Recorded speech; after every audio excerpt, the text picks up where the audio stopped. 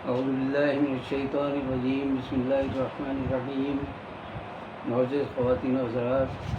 آج گوشۂ کمال کی نشست نمبر 37 ہے، اور آج کا موضوع بھی ہمارا ملت سیکنڈری اسکول کورنگی ہوگا، اور آج یہ اس کا دوسرا حصہ پیش کر رہا ہوں میں آپ کی خدمت میں۔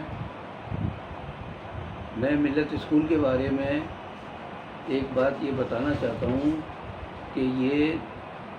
2 شفٹوں میں شروع ہوا تھا۔ صبح کی شفٹ میں لڑکے پڑھتے تھے اور شام کی شفٹ میں لڑکیاں۔ اس دور میں ماحول بہت خراب نہیں تھا، چھینا جھپٹی، اغوا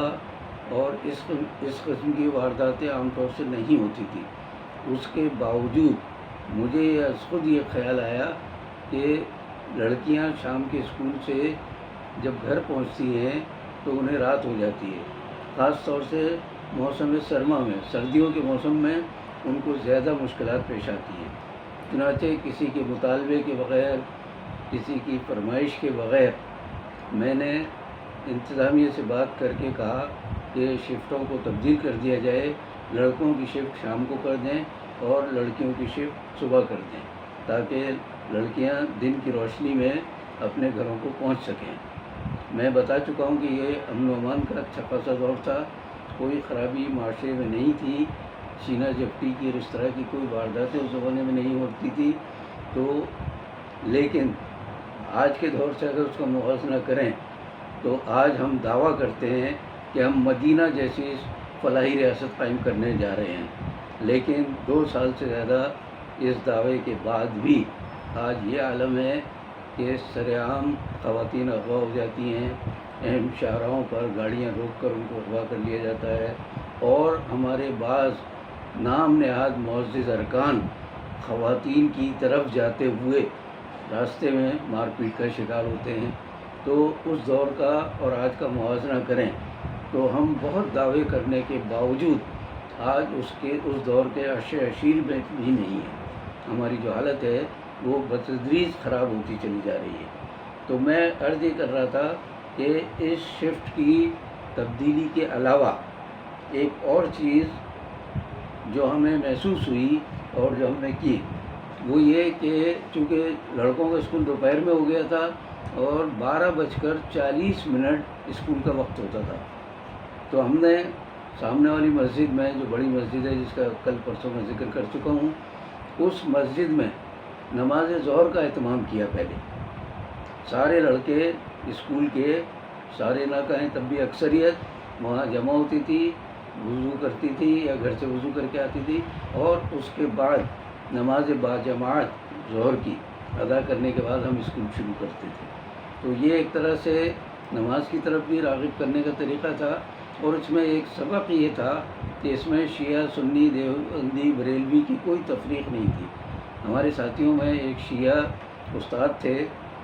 وہ بھی اس نماز میں شریک ہوتے تھے، اور ان کے بارے میں ایک اور دلچسپ بات بتاؤں کہ کبھی اسکول میں افطار کا کوئی پروگرام ہوتا تھا رمضان کے مہینے میں، تو وہ اپنے مسلک کے مطابق 10 منٹ کے بعد افطار کرتے تھے، لیکن ہمارے ساتھ اسی طرح نمازوں میں شریک ہوتے تھے، اور کسی قسم کی کوئی منافرت سرے سے نہیں تھی۔ اس کے مقابلے میں ہمارے ایک استاد تھے اسکول کے، ان کو اگر دعوت دیں کہ جی افطار میں آپ تشریف لائیے تو وہ نہیں آتے تھے۔ وجہ یہ بتاتے تھے کہ میری والدہ کہتی ہے کہ دن بھر مشقت کرو تم روزے کی، اور افطار دوسرے کے یہاں جا کے کرو اور اس کو ثواب دے دو سارا۔ یہ عجیب منطق تھی۔ تو بہرحال ہماری تو سمجھ نہیں آتی تھی منطق، لیکن پرانے لوگوں کے پرانے خیالات تھے کہ روزہ ہم رکھ رہے ہیں اور کسی اور کے یہاں افطار کر کے اور سارا ثواب روزے کا اس کو دے دیں۔ حالانکہ اللہ کے یہاں ثواب کی، اجر کی کوئی کمی نہیں ہے۔ کسی طرح بھی ہم جو معمولی کام کرتے ہیں اللہ تعالیٰ اس کا زیادہ سے زیادہ اجر دینے کا یعنی حق رکھتا ہے، اس کے پاس اختیارات ہیں، وہ مقتدر ہے۔ اب آتے ہیں ہم ایک اور بات کی طرف کہ سن 65 میں جیسے میں نے بتایا کہ اسکول کھلا تھا اگست کے مہینے میں، اور 6 ستمبر کو جنگ ہو گئی ہندوستان اور پاکستان کے درمیان۔ اس جنگ کے دوران شہری دفاع کی تربیت جگہ جگہ ہو رہی تھی، تو ہم نے بھی کہا کہ چلو انگلی کٹا کے شہیدوں میں شریک ہو جائیں، تو ہم بھی گئے شہری دفاع کی تربیت لینے کے لیے۔ کورنگی 5 نمبر پہ بڑا میدان تھا، وہاں تربیت کا فوجیوں نے اہتمام کیا تھا۔ تو اس تربیت کا سب سے اہم پہلو یہ تھا کہ جنگ کے زمانے افواہیں بہت پھیلتی ہیں، تو اگر ہم افواہوں پر قابو پا لیں تو آدھی جنگ تو ہم ویسے ہی جیت جاتے ہیں۔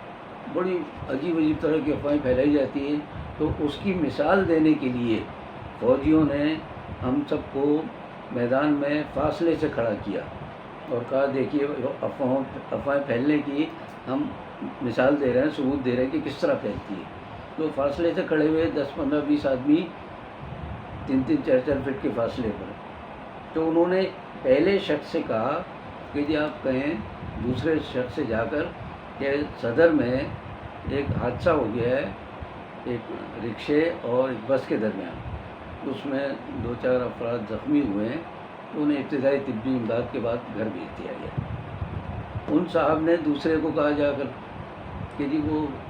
پتہ چلا ہے کہ صدر میں ایک حادثہ ہو گیا ہے اور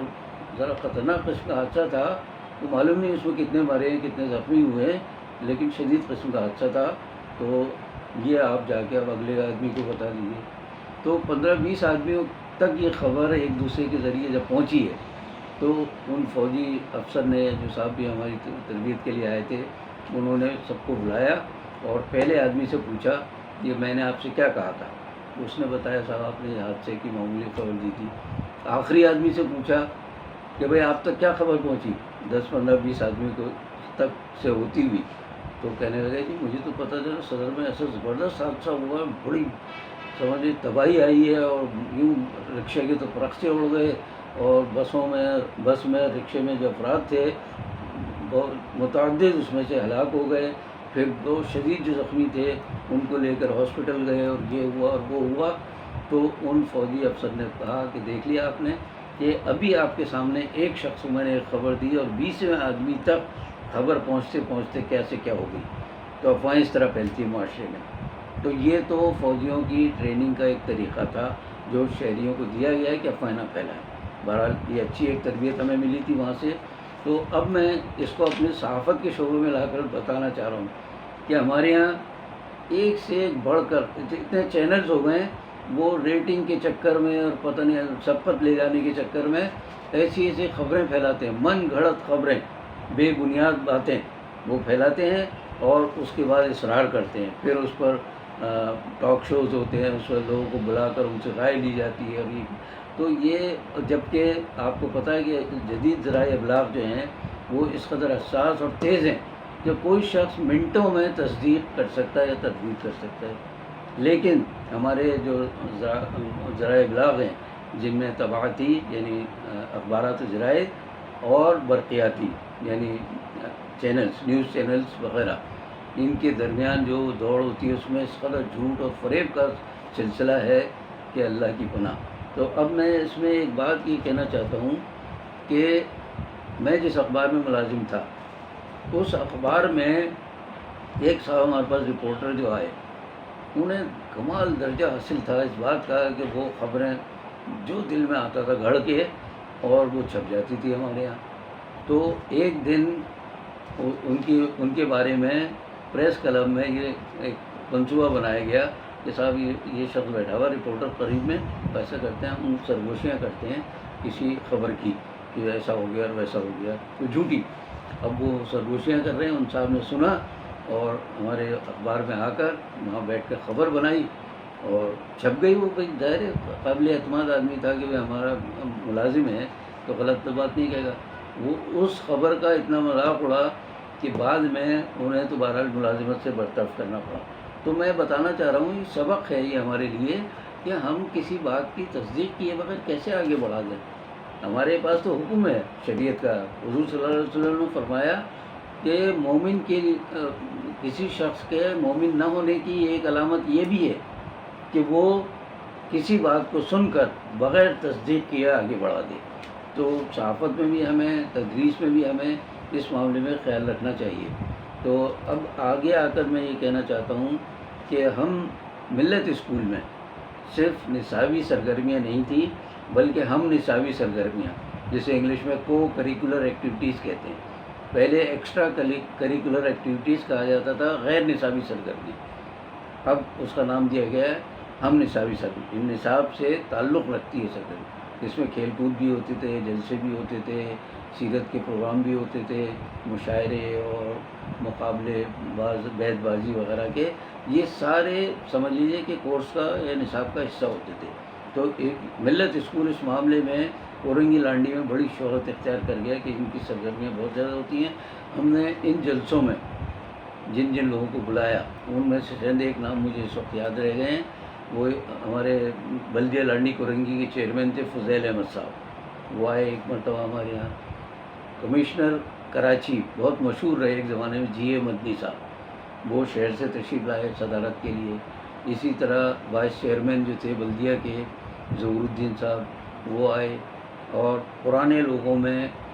اور جو کمشنر ڈپٹی کمشنر وغیرہ رہے ان کو بلاتے رہے ہم۔ بہت بڑی تو ہماری پہنچ نہیں تھی کہ وزیر اعلیٰ یا کسی بڑے وزیر کو بلائیں، جہاں تک ہماری پہنچ تھی ہم بلا لیتے۔ ان میں ایک اہم شخصیت ماہر القادری کی تھی، جو ہند و پاکستان کے بہت مشہور شاعر تھے،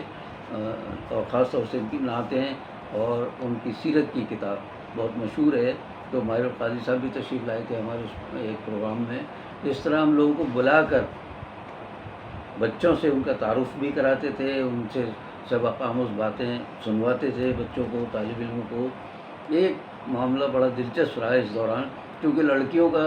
اسکول الگ تھا ہمارے یہاں اور اس کی ایڈمنسٹریس ہوتی تھی، ان کے الگ ہم پروگرام کر لیتے تھے۔ تو ایک بار سیرت کا جلسہ کیا جس میں کسی ریٹائرڈ جج تھے، ان کی بیگم صاحبہ کو بلایا گیا۔ اب جب وہ جلسہ شروع ہوا تو اسکول کی ہیڈ مسٹریس اور لیڈی ٹیچرس اور یہ ساری اصرار کرنے لگی کہ سر آپ بھی آ کر بیٹھیے اسٹیج پر۔ ارے میں نے کہا بھائی لڑکیوں کا جلسہ ہے اور سیرت کا جلسہ ہے، میں موجود اس لیے ہوتا تھا دفتر میں کہ انتظامی معاملات یا کوئی مسئلہ ہو تو میں اس کو حل کروں، تو اپنے دفتر میں بیٹھا ہوا، اب اصرار کر رہی ہوں کہ آ جائیں سر آپ آ کے بیٹھے، کوئی بات نہیں ہے۔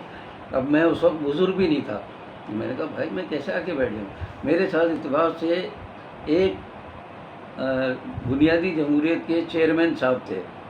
بڑے اچھے دوست تھے میرے، وہ ساتھ تھے میرے دفتر میں بیٹھے ہوئے تھے۔ ارے وہ کہہ لیں یہ بچے ہیں اور یہ ٹیچرز اصرار کر رہی ہیں تو آپ چلیں۔ تو انہیں بے چینی تھی کہ لڑکیوں کی اس محفل میں جا کے اور اس پر اسٹیج پر جا کر بیٹھیں۔ مجھے کوئی دلچسپی بھی نہیں ہے اور مجھے اچھا بھی نہیں لگ رہا ہے، اور سیرت کے جلسے میں جا کر میں لڑکیوں کے درمیان بیٹھ جاؤں۔ تو ہم دو ہی مرد ہوتے، باقی ساری طالبات اور لیڈی ٹیچرس تھی۔ تو میں نے ان کو منع کیا، میں نے کہا نہیں بھائی میں اس طرح کے اس میں شریک نہیں ہوتا۔ یہ ایک طرح سے ہمیں تربیت کا ایک ذریعہ بھی تھا ہماری طرف سے، یہ کہ ہم بتائیں لوگوں کو کہ بھائی یہ الگ الگ شعبے ہیں، الگ الگ اسکول ہیں، الگ الگ پروگرام ہو رہے ہیں، تو کیوں ہم اس میں مداخلت کریں۔ ایک بات آخر میں کہنا چاہتا ہوں کہ میرے 10 سال کے دور میں ملت اسکول کے ایک بھی پولیس کا اہلکار اپنی وردی میں داخل نہیں ہوا۔ میری طرف سے اجازت نہیں تھی کہ کوئی شخص وردی میں میرے دفتر میں آئے یا اسکول کے احاطے میں داخل ہو۔ اس سے کوئی بھی خوف پھیلتا ہے، کوئی اور وجہ ہوتی، یا یہ کہ جی پتہ نہیں کیا کوئی چور ڈاکو ہے کیا ہے، تو میں نے اجازت نہیں دی تھی۔ تو یقین کریں کہ 10 سال تک ایک پولیس اہلکار میرے اسکول میں داخل نہیں ہو سکا۔ اب میں بار بار کہتے ہوئے شرماتا ہوں یا ہنستا بھی ہوں میں کہ میری نہ عمر تھی، نہ قد و کاٹ تھا، اور نہ کوئی ایسی شخصیت تھی بھاری بھرکم، لیکن اللہ کا کرم ہے کہ ایسا رعب اور دبدبہ تھا کہ میں اگر کچھ کہہ دوں تو اس کے برخلاف نہیں ہوتا تھا۔ اور یہ میں صاف بتا رہا ہوں کہ یہ اپنے اخلاق کا ایک تو ہوتا ہے کردار کا معاملہ، اور دوسرے کہ اپنے اس سے فرائض سے لگن، کہ آپ جو کام کر رہے ہیں جو فرض منصبی ہے اس سے آپ کا اخلاص کتنا ہے۔ اگر آپ کا اخلاص ہے، لگن ہے، تو پھر کوئی آپ پر ہاتھ بھی نہیں ڈال سکتا، کوئی آپ کو کسی طرح تنگ بھی نہیں کر سکتا۔ میں نے تو اللہ کا شکر ہے 10 سال کے عرصے میں اسکول میں نہ کوئی ہنگامہ ہوا، نہ کوئی پریشانی ہوئی، اور نہ کبھی کسی پولیس اہلکار کو میں نے داخل ہونے دیا۔ ایک اور بات جس کا آئندہ چل کے اور تذکرہ کروں گا کہ ہمارے اسکول میں اسکول کے طلباء کی ٹیوشن ممنوع تھی۔ اساتذہ کرام اس بات پر پابند تھے کہ وہ اسکول کے ملت اسکول کے بچوں کو ٹیوشن نہیں پڑھائیں گے، باقی اور دوسرے اسکول کے بچوں کو پڑھائیں، اس لیے یہ آمدنی کا ذریعہ تھا ان کا۔ اسکول میں پڑھانے میں جو خرابیاں پیدا ہوتی ہیں اس کا ذکر میں آئندہ نشست میں کروں گا کہ جیسے ہی یہ قومی ملکیت میں آئے، ہم